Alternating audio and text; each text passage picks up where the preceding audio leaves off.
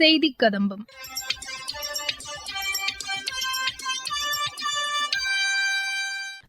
இன்றைய செய்தி கதம்பத்தில் அரியலூர் மாவட்டத்தில் செயல்படுத்தப்பட்டு வரும் பிரதம மந்திரியின் தேசிய தொழில் பழகுனர் பயிற்சி திட்டம் மற்றும் மத்திய அரசின் சமூக வலைதள பதிவுகள் உள்ளிட்டவை இடம்பெறுகின்றன. தேசிய தொழில் பழகுனர் பயிற்சியில் சேருவதற்கான முகாம் அரியலூர் அரசு தொழிற்பயிற்சி நிலையத்தில் நடைபெற்றது. இதுகுறித்து எமது செய்தியாளர் தரும் செய்தி தொகுப்பு. நாட்டின் வளர்ச்சியில் இளைஞர்களின் பங்கு முக்கியமானதாக கருதப்படுகிறது. இதனால் நாடு முழுவதிலும் உள்ள திறமையான தொழில் பயிற்சி பெற்ற இளைஞர்களுக்கு வேலைவாய்ப்பு உறுதி செய்யும் வகையில் மத்திய அரசு பிரதம மந்திரியின் தேசிய தொழில் பழகுனர் பயிற்சி திட்டத்தை செயல்படுத்தி வருகிறது. தேசிய தொழில் பழகுனர் பயிற்சியில் சேருவதற்கான முகாம் அரியலூர் அரசு தொழில் பயிற்சி நிலையத்தில் நடைபெற்றது. இம்முகாமில் ITI டிப்ளமோ படித்த இளைஞர்கள் ஆர்வத்துடன் கலந்து கொண்டனர். இம்முகாமில் அரியலூர் அரசு சிமெண்ட் ஆலை, நெய்வேலி பழுப்பு நிலக்கரி மற்றும் தனியார் சிமெண்ட் ஆலைகள் உள்ளிட்ட நிறுவனங்களின் அதிகாரிகள் கலந்து கொண்டு அப்ரண்டிஸ் பயிற்சிக்கு இளைஞர்களை தேர்வு செய்தனர். தேர்வு செய்யப்பட்ட இளைஞர்களுக்கு உதவித்தொகையுடன் பயிற்சியும் வழங்கப்பட்டு பயிற்சிக்கான மத்திய அரசின் சான்றிதழும் வழங்கப்பட உள்ளது. பிரதம மந்திரி தேசிய தொழிற்பழகுனர் பயிற்சி மாணவர்களை தேர்வு செய்யும் பொருட்டு இந்த வளாகத்தில் இந்த முகாம் நடைபெற்று கொண்டிருக்கிறது. இந்த முகாமில் பல்வேறு நிறுவனங்களிலிருந்து பிரதிநிதிகள் தங்களுக்கு தேவையான தொழிற்பழகுனர்களை தேர்வு செய்ய முகாமில் கலந்து கொண்டிருக்கிறார்கள். அதே போலவே இந்த முகாமில் கலந்து கொள்வதற்காக ஏற்கனவே ITI மற்றும் டிப்ளமோ போன்ற பயிற்சிகளை முடித்த பயிற்சியாளர்கள் இந்த முகாமில் கலந்து கொண்டு தொழிற்பழகுனர் பயிற்சியில் சேருவதற்கான ஆர்வத்தை காட்டி வருகிறார்கள். என் பேர் நிதிஷ்குமார். நான் அரியலூர் தொழிற்பயிற்சி நிலையத்தில் வெல்டர் முடிச்சிருக்கேன். பிரதம மந்திரியின் தொழில் பழகுனர் சேர்க்கைக்கு நான் இப்போ NNCயில் செலக்ட் ஆகியிருக்கேன். இதனால் எங்களோட வாழ்க்கை தரம் மேலும் மேலும் உயர்ந்திருக்கு. ITI முடிச்சுட்டு அப்ரண்டிஸ் எங்கே பண்ணுறதுன்னு தெரியாமல் இருந்தேன். அந்த நேரத்தில் அரசு உருவாக்கின முகாம் எங்களுக்கு மிகவும் பயனுள்ளதாக இருந்துச்சு. என் பேர் கார்த்திகா. என் சொந்த ஊர் நொச்சிக்குளம். பிரதான் மந்திரி தேசிய தொழில் பழகுனர் பயிற்சி முகாம் நடைபெற்றது. அதில் அரசு நிறுவனத்தில் நான் அப்ரண்டிஸ்க்கு தேர்வாகியுள்ளேன்.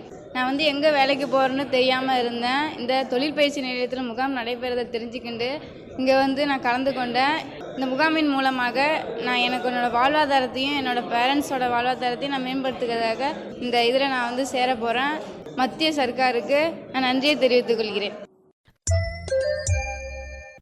மத்திய அரசின் கலாச்சார அமைச்சகத்தின் கீழ் இயங்கும் தஞ்சாவூர் தென்னாட்டு பண்பாட்டு மையம் நாட்டுப்புற கலைஞர்களின் நலனுக்கு முக்கியத்துவம் அளிப்பதாக அதன் நிர்வாக அலுவலர் திரு சீனிவாசன் தெரிவித்துள்ளார். அவர் மேலும் தெரிவித்ததாவது: நீங்கள் எல்லாரும் ஆவலோடு எதிர்பார்க்கின்ற சலங்கைநாதம் இந்த வருடம் மே மாதம் நடக்கும் என்பது உறுதி. டேட்டு ஃபிக்ஸ் பண்ணுறதுக்கு நாங்கள் மினிஸ்ட்ரியில் கேட்டிருக்கோம். மோஸ்ட்லி மிட் மேலே நடக்கும். ஏன்னா இப்போ February March மாதம்லாம் குழந்தைங்களுக்குலாம் பரீட்சை. அதனால் அது எக்ஸாம் டிஸ்டர்ப் பண்ணக்கூடாதுனால மே மாதம் நடக்கும். அதுக்கான ஏற்பாடுகள் நடந்து கொண்டு இருக்கிறது. 50 craft stalls, permanent craft stalls போட்டிருக்கோம். 10 ஃபுட் ஸ்டால்ஸ் போட்டிருக்கோம். இது இந்த சலங்கைநாதம் முடிஞ்சதுக்கு அப்புறமும் கண்டினியூஸாக நடக்கும். ஏன்னா வெளியூர்லேருந்து மணிப்பூர், நாகாலாந்து, திமாப்பூர்லேருந்து வரவங்க அவங்களோட கைவினைப் பொருள் விற்பாங்க. தமிழ்நாட்டை சேர்ந்தவர்களும் கைவினைப் பொருள்லாம் விற்கலாம். அதுமாரி ஒரு ப்ராசஸில் ஏற்பாடாகிட்டு இருக்கு. நாட்டுப்புற கலைஞர்கள் தான் நம்மளுடைய முதுகெலும்பே. அவங்களுடைய வாழ்வாதாரங்கள் தான் முக்கியம். அதனால் நாட்டுப்புற கலைஞர்களோட குழு தலைவர்களுக்கு 6000 ரூபாவும், முன்னாடி 1000 ரூபா இருந்துச்சு. மற்ற சக கலைஞர்களுக்கு 800 ரூபா இருந்தது 3000 ஆக்கிட்டாங்க. இது எல்லாருக்கும் கொடுக்குற மாதிரி ஆவணம் செஞ்சுருக்காங்க. அதே மாதிரி ஃபுட் சார்ஜஸையும் 800 rupees இன்க்ரீஸ் பண்ணிட்டாங்க. முன்னாடி ட்ரெயின்லலாம் போகும்போது அவங்களுக்கு ஸ்லீப்பர் கிளாஸ் போவாங்க, அண்டர்சோடெலாம் போய் கஷ்டப்பட்டு வந்தாங்க. மினிஸ்ட்ரி டேக்கப் பண்ணி ரொம்ப பாடுபட்டு AC 3 tier எல்லாருக்கும் வாங்குறதுக்கு அனுமதிப்பட்டாங்க. எந்த பாரபட்சமே கிடையாது. எல்லாருக்கும் AC 3 tier தான். அவங்க ப்ரோக்ராம் பண்ணுற அன்றைக்கி அவங்களுக்கு ஃபுட்டையும் நாங்கள் கொடுக்குறோம். முன்னாடி நாங்கள் பேக்கெட் ஃபுட்டாக கொடுத்துருந்தோம். இப்போ என்ன பண்ணிட்டோம், நாங்கள் டோக்கன் கொடுத்துருந்தோம். ஏற்ற மாதிரி ஹோட்டலில் போய் சாப்பிடுங்க. ஏன்னா அந்த AC ஹோட்டல் உட்காந்து சாப்பிடலாம்.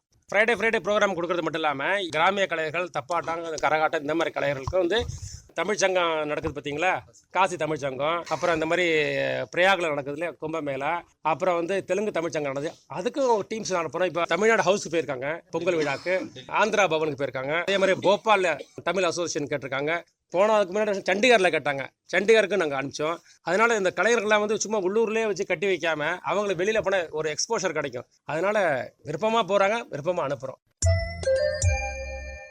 வங்கி பணியாளர்கள் தேர்வு நிறுவனம் நடத்திய பிராந்திய ஊரக வங்கிகள் தேர்வில் அகில இந்திய அளவில் முதலிடம் பிடித்த நாமக்கல் மாவட்ட இளைஞர் வல்லரசு எமது செய்தியாளருக்கு அளித்த பேட்டி. நமது நாட்டின் சின்னஞ்சிறு கிராமங்களில் பிறந்தவர்கள் உலக அளவில் முக்கிய பொறுப்புகளில் இருப்பதை நம்மால் காண முடிகிறது. இதற்கு அவர்களின் விடாமுயற்சி, உழைப்பு, தன்னம்பிக்கை காரணமாக அமைகின்றன. அந்த வகையில் நாமக்கல் மாவட்டம் ராசிபுரம் அருகே உள்ள போடிநாயக்கன்பட்டி என்ற கிராமத்தைச் சேர்ந்த எளிய விவசாய தொழிலாளர் குடும்பத்தினரான வெங்கடாச்சலம் மேகலா தம்பதியரின் மகன் வே வல்லரசு வங்கி பணியாளர்கள் தேர்வு நிறுவனம் நடத்திய கிளர்க் பணிக்கான போட்டித் தேர்வில் அகில இந்திய அளவில் முதல் இடம் பிடித்து சாதனை படைத்துள்ளார். கடந்த 2024ஆம் ஆண்டு இந்நிறுவனம் நடத்திய பிராந்திய கிராமப்புற வங்கித் தேர்வை எழுதி அதில் 100க்கு 72.28 மதிப்பெண்கள் பெற்றுள்ளார். இத்தேர்வு முடிவுகள் ஜனவரி 1ஆம் தேதி வெளியாகின. தனது சிறு வயதில் தந்தை இறந்துவிட்ட நிலையில் தாயார் கூலி வேலை செய்து வல்லரசுவை படிக்க வைத்துள்ளார். தனது குடும்ப வறுமையிலும் விடாமுயற்சியுடன் படிப்பில் கவனம் செலுத்தி அவர் பள்ளி மற்றும் கல்லூரியில் நல்ல மதிப்பெண்களை பெற்றார். மத்திய மாநில அரசு துறைகளில் சேர்வதற்கு அவர்கள் நடத்தும் போட்டித் தேர்வுகளில் கலந்து கொள்ள வேண்டும் என்ற ஆர்வம் சிறு வயதிலிருந்தே அவருக்கு தோன்றியுள்ளது. இதனால் கல்லூரியில் பிஎஸ்சி வேளாண்மை பட்டப்படிப்பை முடித்தவுடன் தொடர்ந்து 2 ஆண்டுகள் பல்வேறு போட்டித் தேர்வுகளுக்காக படித்து வந்துள்ளார். இதன் பயனாக கடந்த 2024ஆம் ஆண்டு நடந்த பிராந்திய கிராமப்புற வங்கி தேர்வில் அகில இந்திய அளவில் முதலிடத்தை பெற்றுள்ளார். இந்த சாதனை படைத்திருக்கும் வே வல்லரசுவை பலரும் பாராட்டி வருகின்றனர். நல்ல கல்வியுடன் விடாமுயற்சி இருந்தால் போட்டித் தேர்வுகளை எளிதாக எதிர்கொண்டு வெற்றி பெறலாம் என வே வல்லரசு கூறுகிறார். ஸ்ட்ராட்டஜிஸ் வந்துட்டு நான் பேங்க் எக்ஸாம்ஸ்க்கு யூஸ் பண்ண வந்துட்டு மார்னிங் டைமில் ஃப்ரெஷ்ஷாக இருக்கும்போது படிக்கிற சம்மந்தம் நிறையா பண்ணிகிட்டு இருப்பேன். அப்புறம் ஆஃப்டர்நூன் கொஞ்சம் டல்லாக இருக்கும்போது நம்ம அந்த மேக்ஸ் சால்வ் பண்ணுறது, அப்புறம் ரீசனிங் சால்வ் பண்ணுறது அந்த மாதிரி யூஸ் பண்ணுவேன். மற்ற டைமில் வந்துட்டு கரண்ட் அஃபேர்ஸ் வீடியோ பார்க்குறது அந்த மாதிரி நிறைய யூஸ் பண்ணிட்டு இருந்தேன். நீங்களும் உங்களுக்கு தகுந்த மாதிரி ஸ்ட்ராட்டஜிஸ் நிறையா ஃபாலோ பண்ணி கண்டிப்பாக கிளியர் பண்ணுங்க அப்படின்னு சொல்லிக்கிறேன். நல்ல முறையில் படித்து தேர்வு எழுதினால் இன்றைய இளைய தலைமுறையினர் அரசு பணிகளில் சேர்ந்துவிட முடியும் என வல்லரசுவின் தாயார் மேகலா தெரிவிக்கிறார். மத்திய மாநில அரசு துறைகளில் வேலைவாய்ப்பு பெறுவதற்கு இன்றைய இளைஞர்கள் பெண்கள் ஆர்வம் காட்ட வேண்டும் என போடிநாயக்கன்பட்டி கிராமத்தைச் சேர்ந்த கோ நாகராஜன் கூறுகிறார். வேலை இல்லை என்று மாணவர்கள் அலைவதை விட மத்திய மாநில அரசு பணிகளுக்கான போட்டித் தேர்வுகளில் பங்கெடுத்து அதை தொடர்ந்து படித்து அதன் மூலம் வெற்றி பெற்று நீங்கள்லாம் அரசு பணிகளுக்கு செல்ல வேண்டும். அதுக்கு நிறைய வாய்ப்புகள் மத்திய அரசுகள் மாநில அரசுகள் உருவாக்கி கொடுத்திருக்கின்றது. எனவே சிறப்பாக படிக்க வேண்டும், போட்டித் தேர்வுகளில் பங்கெடுக்க வேண்டும். கல்விக்கு ஏதும் தடையில்லை என்பதை உணர்ந்து கொண்டு விடாமுயற்சியுடன் உழைத்தால் தேசிய அளவில் சாதனை படைக்க முடியும் என்பதற்கு மாணவர் வல்லரசு போன்றவர்கள் உதாரணமாக உள்ளனர். மத்திய அரசின் சமூக வலைதள பதிவுகள் 2023ஆம் ஆண்டில் இந்தியாவின் G20 தலைமைத்துவம் குறித்து அவ்வமைப்பின் இந்திய பிரதிநிதி திரு அமிதாப் கண்ட் எழுதிய புத்தகத்தை பிரதமர் திரு நரேந்திர மோடியை இன்று நேரில் சந்தித்து வழங்கினார். மனித சமுதாயத்தின் ஒட்டுமொத்த வளர்ச்சிக்கு இந்தியாவின் சீரிய முயற்சிகள் குறித்த தெளிவான கண்ணோட்டத்தை இப்புத்தகம் வழங்குவதாக பிரதமர் தமது சமூக வலைதள பதிவில் குறிப்பிட்டுள்ளார். சத்தீஸ்கர் மாநிலம் கரியாபந்த் மாவட்டத்தில் பாதுகாப்பு படையினர் மேற்கொண்ட தேடுதல் வேட்டையில் 16 நக்சலைட்கள் சுட்டுக் கொல்லப்பட்டுள்ளனர். இதுகுறித்து சமூக வலைதளத்தில் கருத்து தெரிவித்துள்ள மத்திய உள்துறை அமைச்சர் திரு அமித் ஷா, நக்சலைட்கள் இல்லாத இந்தியாவை உருவாக்குவதில் நமது பாதுகாப்பு படையினர் பெரும் வெற்றியடைந்திருப்பதாக குறிப்பிட்டுள்ளார். இது நக்சலைட்களுக்கு ஏற்பட்ட பின்னடைவு என்றும் நக்சலைட்களின் செயல்பாடு விரைவில் முழுமையாக ஒழிக்கப்படும் என்றும் திரு அமித் ஷா தெரிவித்துள்ளார்.